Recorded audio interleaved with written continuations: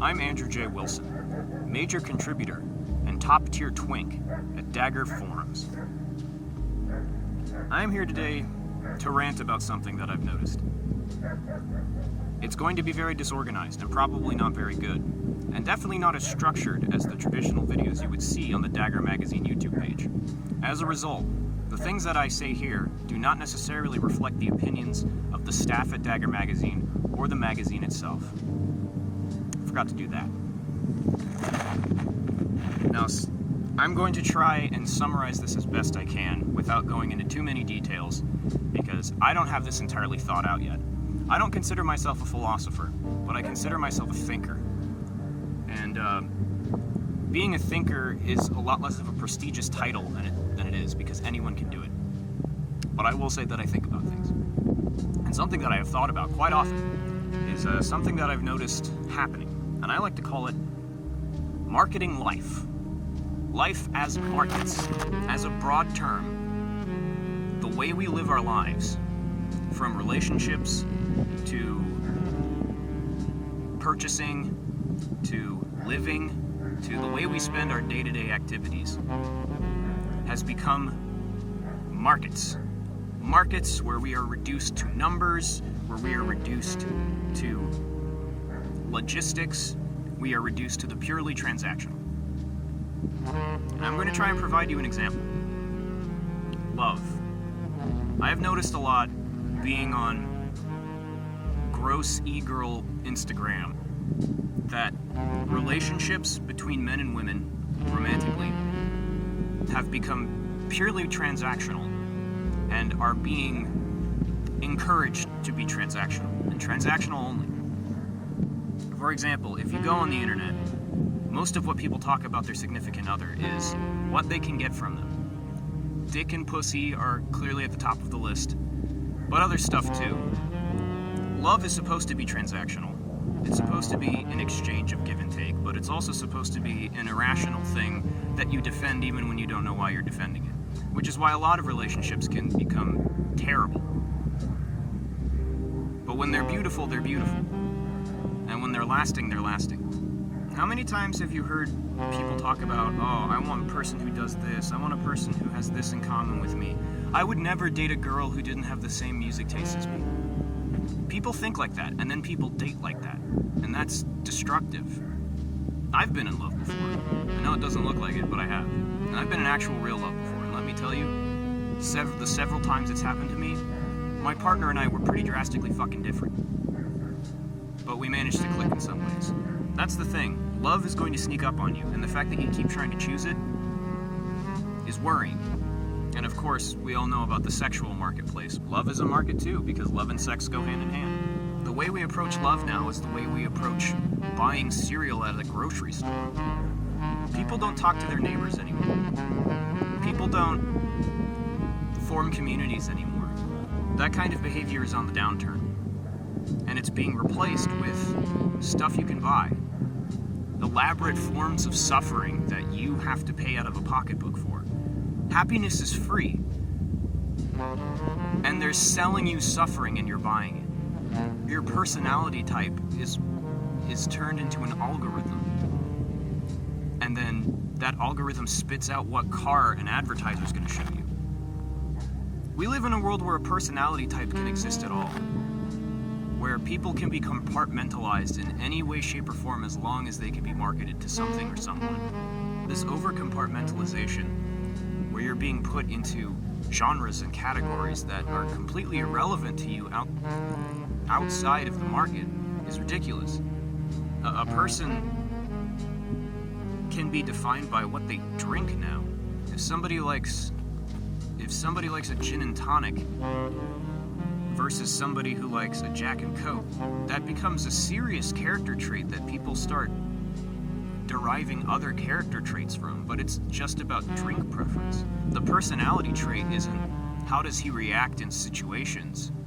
Does he become angry? Does he become sad? Does he become stoic?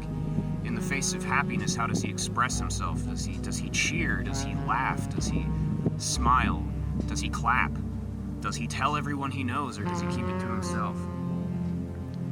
things that make people human are character traits.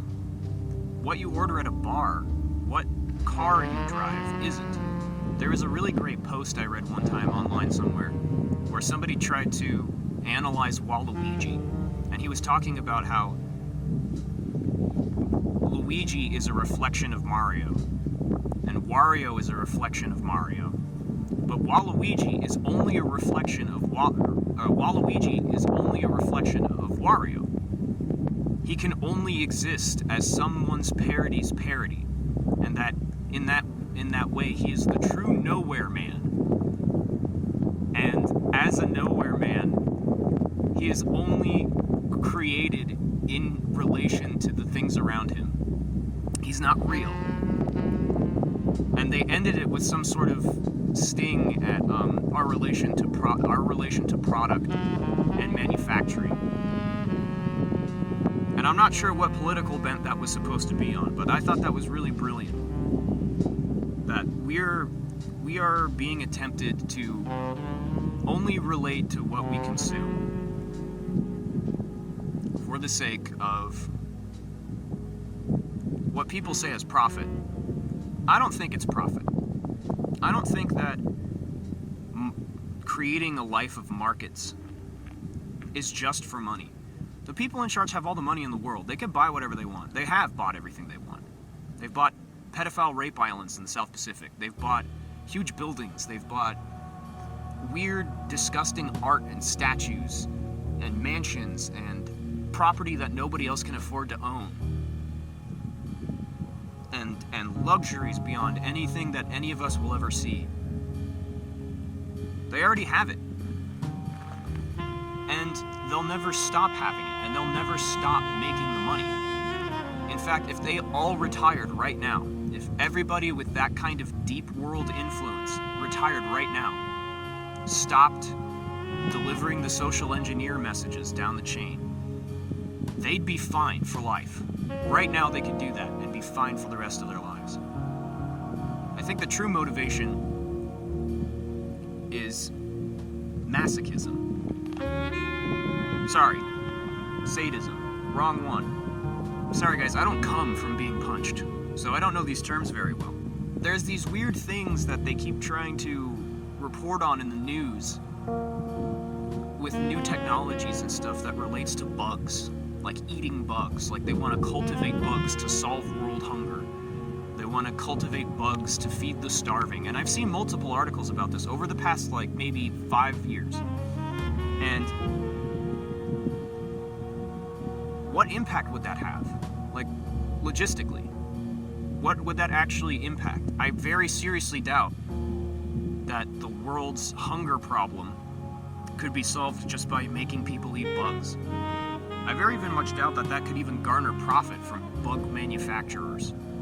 I think the thing is that they want to fucking see you eat bugs. They want to sit and eat filet mignon, and then they want you to eat bugs. They want you to eat a fucking grasshopper burger from McBeatles.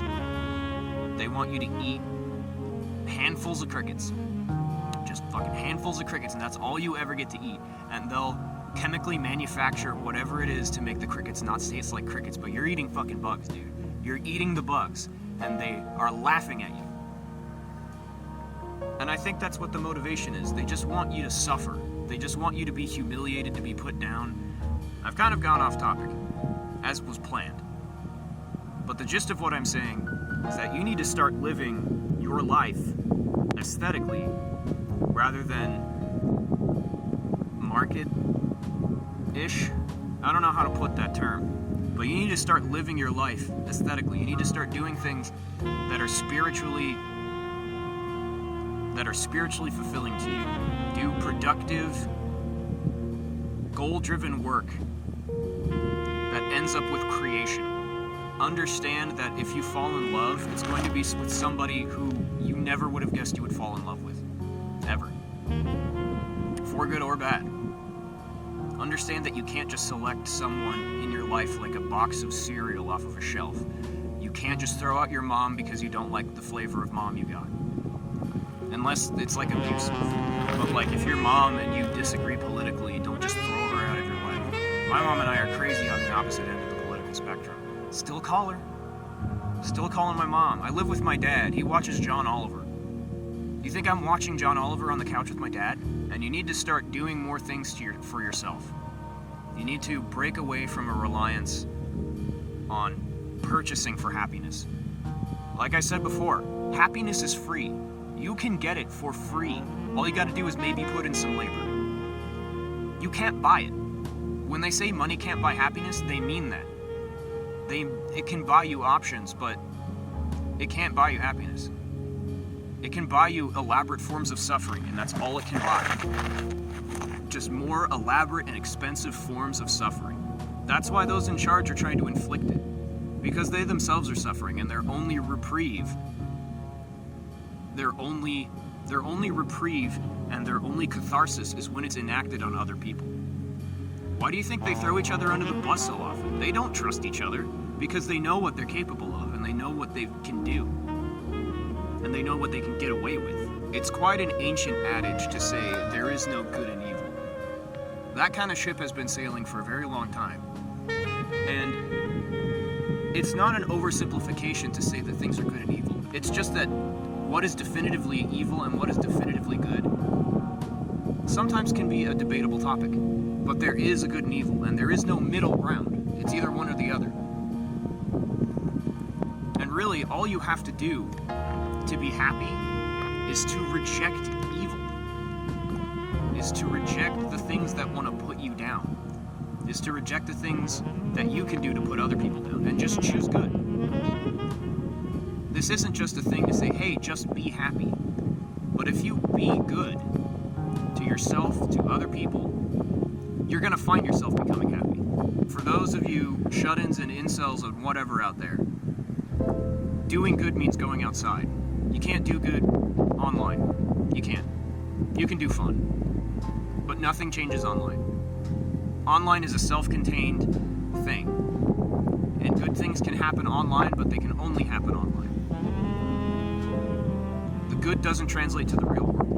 If you meet someone online, you still have to, and you wind up meeting them in person, and the internet was how you met, you still had to go outside to meet the person. That's all I'm saying.